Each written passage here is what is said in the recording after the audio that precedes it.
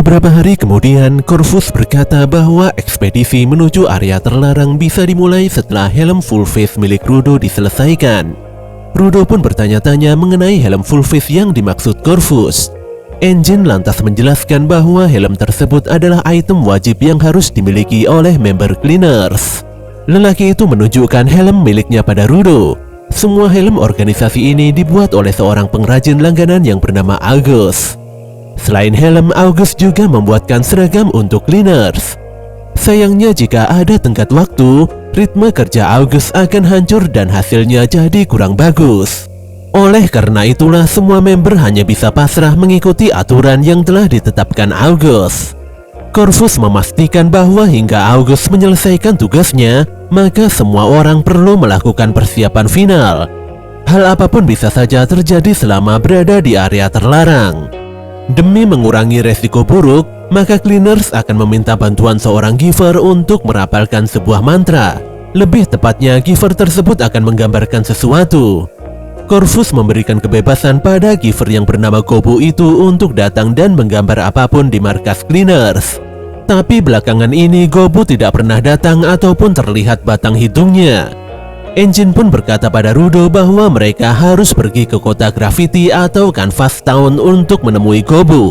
Engine melanjutkan bahwa member yang bertugas mencari wanita di area terlarang adalah Ryo, Zanka, dan Engine sendiri dari tim Akuta. Ada juga tim supporter yang terdiri dari Chris, Volo, dan Tome. Selain itu ada tim Yeager yaitu Tamsi, Kaines, dan Delmon Gates. Delmon sangat tersentuh mendengar kisah Rudo yang menyedihkan. Lelaki kekar itu berharap supaya Rudo bergabung bersama timnya saja. Tapi Tamsi menghentikannya karena yang mengundang Rudo adalah Engine. Jadi secara otomatis Rudo merupakan member tim Akuta. Tamsi pun meminta maaf pada Rudo atas tindakan barbar Delmon. Walau Delmon suka berteriak, tapi Tamsi memastikan bahwa Delmon sebenarnya adalah laki-laki yang baik hati dan peduli pada teman-temannya. Engine pun mempersilahkan Delmon untuk memberikan beberapa patah kata sebelum pergi ke Canvas Town. Di sini Rudo kaget bukan main setelah mendengar teriakan Delmon yang memekakkan telinga. Kendati demikian, dia ikut bersemangat setelah melihat semua teman-temannya bersorak karena teriakan Delmon. Siang itu semuanya berangkat ke Canvas Town dengan mengendarai mobil. Rudo pun dibuat tercengang dengan pemandangan Canvas Town yang tidak biasa. Kota itu dipenuhi dengan coretan grafiti yang sangat beragam. Tamsi menjelaskan pada Rudo bahwa hampir semua kota besar memiliki kubah di atasnya. Fungsi kubah tersebut adalah untuk melindungi kota dari terjangan sampah dari dunia atas. Kebanyakan orang di daerah yang tidak memiliki perlindungan akan mati begitu saja jika tertimpa hujan sampah. Di depan gerbang kota muncul dua orang tidak dikenal yang kesulitan memasuki kota. Mereka bingung mengapa Canvas Town tiba-tiba berubah aneh, di mana gerbangnya terbuka lebar namun mereka tidak bisa memasukinya. Keduanya pun benar-benar tidak mengerti mengapa semua member Cleaners bisa memasuki kota tanpa ada kendala. Awalnya Rudo juga kebingungan, tapi Engine memastikan bahwa Rudo bisa memasuki kota jika tidak memiliki niat buruk. Rudo pun segera berlari dan meninggalkan kedua lelaki aneh tadi dalam keadaan tercengang. Di dalam kota, suasana tidak jauh berbeda dengan di luar. Seluruh bangunan dipenuhi dengan gambar, dan sepertinya kegiatan sehari-hari warga di sini hanyalah menggambar grafiti saja. Di sini tidak semua orang dalam keadaan baik-baik saja. Oleh karena itulah Canvas Town ini diciptakan untuk menampung aspirasi supaya semua orang bisa bebas berkarya. Setiap kali mendatangi kota ini pasti akan ada gambar-gambar baru. Corvus bahkan pernah bilang bahwa Canvas Town disebut juga sebagai kota seni. Namun kedatangan Cleaners bukanlah untuk melihat gambar. Mereka akan menemui Gobu yang merupakan seorang giver dengan kemampuan spesial. Gobu bisa memberikan perlindungan ke atas objek gambar yang dibuatnya. Sebagai ilustrasi, semisal Gobu menggambar di sebuah tembok dengan perasaan dan niat, serta tujuan agar tembok itu jadi kebal terhadap satu serangan, maka angan-angan itu pasti akan menjadi kenyataan. Contohnya tadi ada dua orang aneh yang tidak bisa memasuki kota. Keduanya benar-benar tidak bisa masuk karena ada mantra yang bertujuan untuk memblokir orang dengan niat jahat supaya mereka tidak bisa memasuki kota. Tentu saja grafiti yang dimaksud telah digambar di tembok gerbang sisi luar. Di sini bisa dipastikan bahwa dua orang tersebut memang memiliki niat yang tidak baik.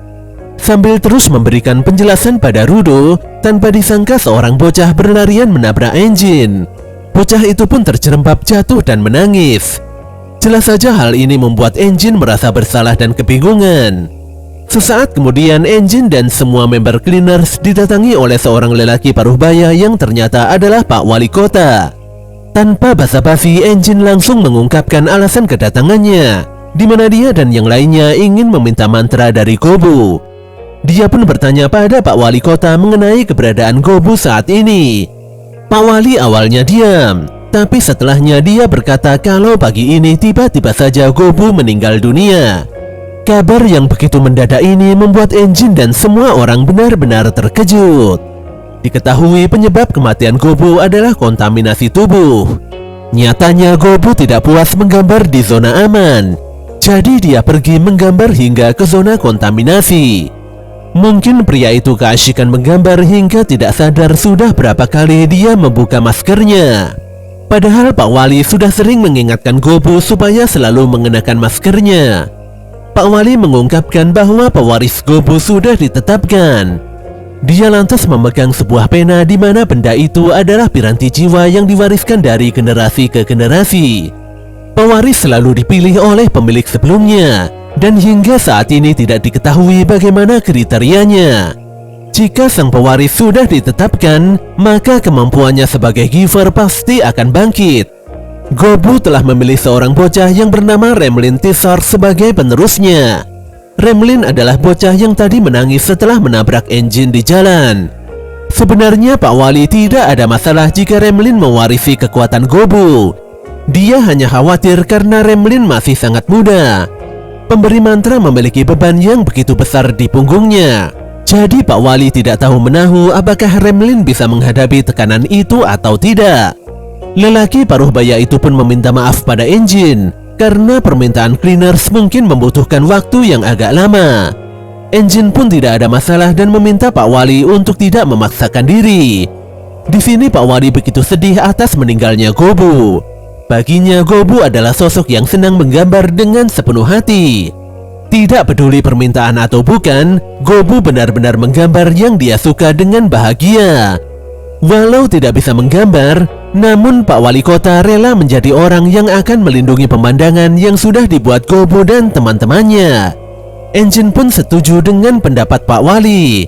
Dulu tanpa sengaja engine menemukan Gobu yang sedang asyik menggambar di tembok markas cleaners. Walau hanya sekilas, namun engine bisa memahami kalau senyuman Gobu benar-benar tulus. Hal ini sangat disayangkan. Apalagi saat ini dia tidak mungkin bisa melihat senyuman tulus itu lagi.